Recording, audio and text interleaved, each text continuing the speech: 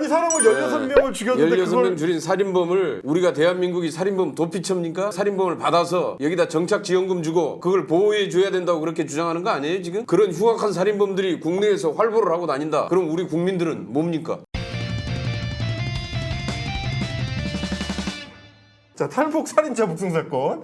지금 이제 여당 쪽에서는 무고한 어민들인데 이 사람들이 남쪽으로 내려오면 어쨌든 우리 국민 아니냐. 근데 왜 마음대로 이렇게 북쪽으로 막 쫓아내가지고 반인권적이고 반인륜적이고 반헌법적인 조치가 아니냐라고 주장을 하고 있습니다. 뭐 탈북 어민 북송 사건이라고 하다가 여기에서는 탈북 살인범 북송 사건, 이것도 정확한 표현은 아니에요. 아, 그래요? 예, 이거는 도주 살인범 추방 사건. 그러니까 이 사람들은 탈북을 해서 귀순할 목적으로 왔던 사람들이 아니고 동해상에서 오징어 잡이 배에서 그렇죠. 네. 본인들의 주장은 네. 선장의 가혹행위에 견디지 못해서 선장을 살해했고, 살해했다는 것이 알려질까 두려워서 나머지 선원들을 다 살해했다. 애꿎은 사람들을 죽인 거죠. 이렇게 이제 진술을 한 거죠. 또 귀순을 하겠다고 온 사람들이 아니라 살인을 하고 잡은 오징어를 팔아가지고 도피 자금을 마련하기 위해서 다시 북한 항구로 돌아갔는데, 그렇죠. 김책항으로 돌아갔다가 거기에서 공범 한 명이 잡혔어요. 여기 사람 이제 잡혔죠. 위기의식을 느끼고 두 명이 거기서 다시 도주를 했죠. 그렇죠. 배를 타고. 그 다음에 이제 북한군이 쫓아오니까 NLL을 넘어서 이쪽으로 들어온 건데, 여기서 우리 이제 해군이 거기 서라 다시 도주를 했어. 네. 그게 이틀 동안의 도주가 벌어지죠. 네. 안 되겠다 싶어서 이제 해군을 투입을 해가지고 경고 사격을 하고 해군 특수부대를 투입해가지고 체포를 하죠. 말하자면 범죄 피의자를 체포하는 거랑 비슷하게 그러니까 귀순자도 아니었고 탈북자도 아니었고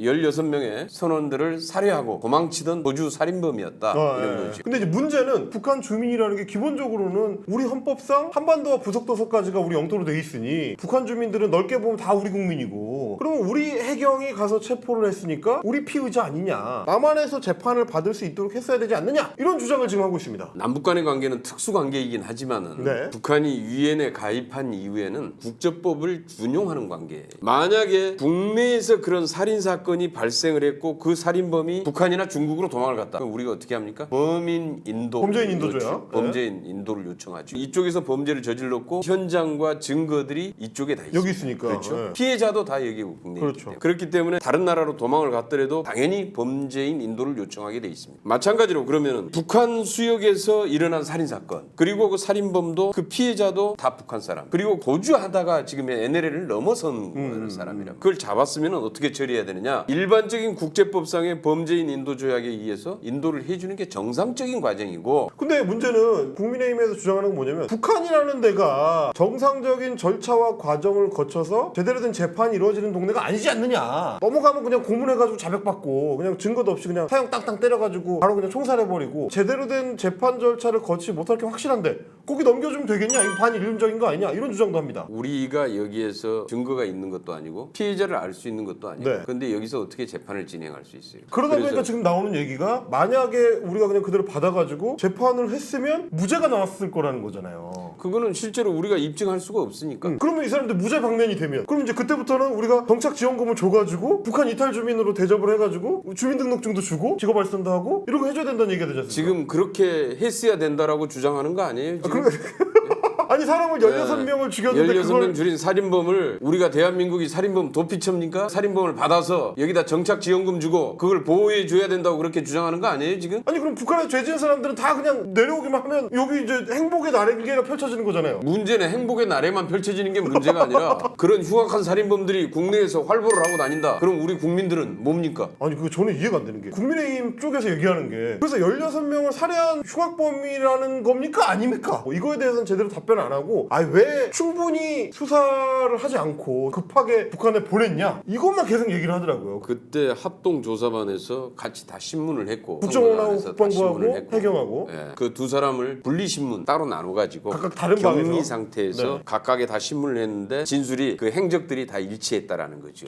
언제 누구를 어떻게 죽였고 이런 게 그냥 딱딱 들어맞더라. 그때 뭐 사람 죽인 숫자, 그 죽이게 된 동기, 선장과 그 선원들을 두 사람씩 불러내 가지고 이렇게 죽였다. 이뤘던 과정들 네. 이런 것들이 다 똑같이 일치했다. 거기에 대한 신문 조서나 진술이 다 나와 있는 거죠. 그렇죠. 그럼 거기에서 그 정도면 명확해진 겁니다. 그리고 이미 정보보고 첩보에 의해서 감청하고 막 이래가지고 첩보에 의해서 감청 이런 얘기는 그냥 하면 안 되고 우리 첩보에 의해서 제가 눈치가 없어가지고 이런 그 살인 사건이 일어났고 그 중에서 한 명이 체포됐고 두 명이 도주를 했다 이런 네. 얘기들까지가 실질적으로 캐치가 됐던 사안이고 그 확진- 정도는 더 이상 의심할 여지는 없었죠.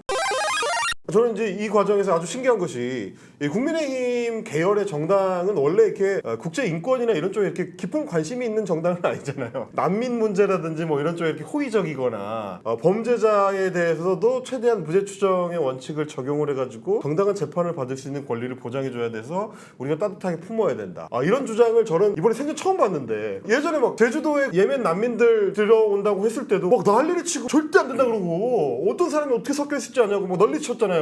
북한에서 막 뭐 잠수복 입고 넘어온 사람들 뭐 이런 귀순한 사람들도 그거 어떤 범죄를 저지르는 사람들 알고 그냥 다 받아들이냐 이거 그때 난리 쳤었거든요. 그 당시에도 그랬어요.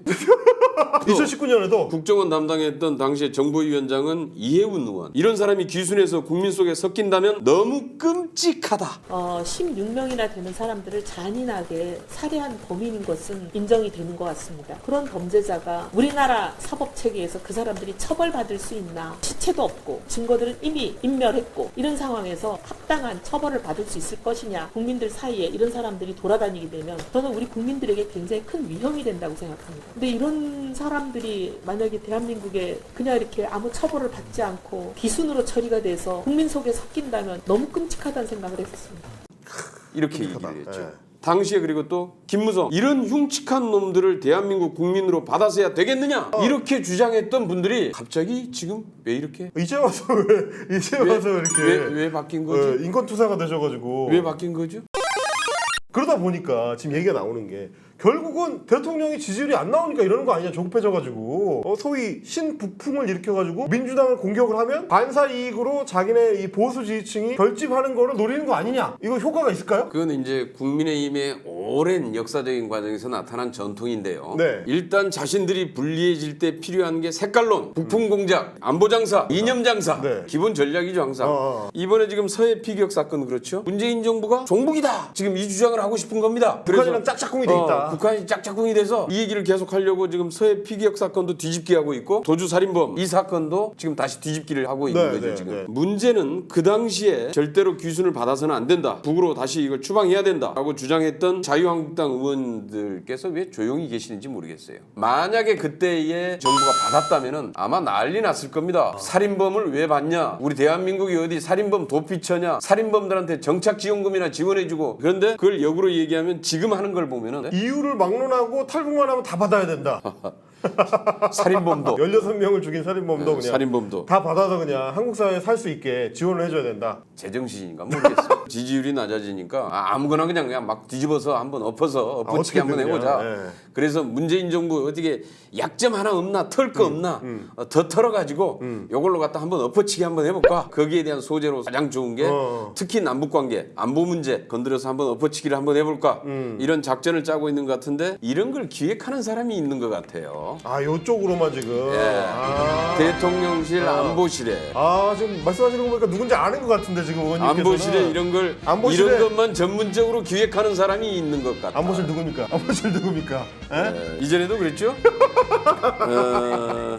뭐 저기 뭐 국방부하고 해경도 전혀 안보실이 만난 적이 없다. 만난 게 드러났죠? 만나게 드러났죠. 예. 만난 게 드러났죠. 따로 회의한 거 나왔죠. 예, 다시 말해서 누군가 안보실에서 이걸 기획해서 국방부를 쪼우고 해경을 쪼우고 국정원을 지금 해서 쪼우고 그러려고 지금 현재 윗선을 지금 해서 바꿨고 1급들 다 이게 직무정지시키고 안보실이 중심이 돼서 기획을 하고 여기서 지금 박자를 잘 맞춰내도록 이렇게 만들어내는 사람이 있다라고 누군가 있다. 보여지죠. 소설을 써보자면 대통령실 국가안보실로 들어오라고 이렇게 딱 해가지고 통일부 들어와, 국방부 들어와, 내놔.